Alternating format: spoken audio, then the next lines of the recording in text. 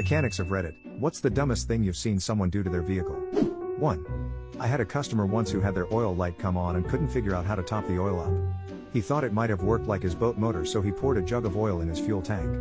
2. Did a co-op at a shop back in high school. Guy complains about how his car doesn't sit straight. We pull it in and don't even need to put it on the lift, to realize that he has 17-inch rims on one side, and 15-inch on the other. Took me about 45 minutes of explaining to him why cars aren't made like that before he told us that he'd be taking his business elsewhere. On a side note, the side with the 15 were 100% bald, like racing slick bald, and everything in that car was falling to pieces.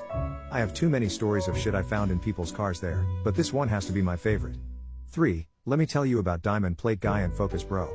Diamond Plate Guy had two things he used to modify his truck: a drill and a ton of diamond plate. It was an absolute base model V6 Ram with the exhaust chopped off, which I thought was bad enough until I opened the hood. He had drilled or glued diamond plate to every flat surface. Air filter box, intake manifold, fan shroud, etc. This was 18 months ago, my eyes still haven't recovered, but this isn't the end. He had some crappy wheels that he had painted white himself. I know this because he painted the inside of the wheel where it seats to the hub, which caused them to seize to said hubs. I literally had to buy a bigger hammer to smack them off. For Focus Bro, Guy had a custom straight pipe, full Sparco race seats, 5-point racing harnesses, lowering springs, and a base model, automatic Ford Focus SE.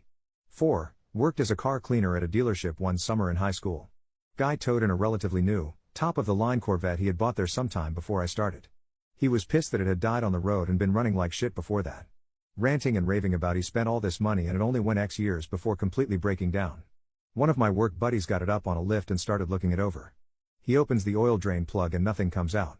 He pulls apart the engine and the oil could now be best described as glue. Owner talks to the guy and asks when the last time he changed the oil was.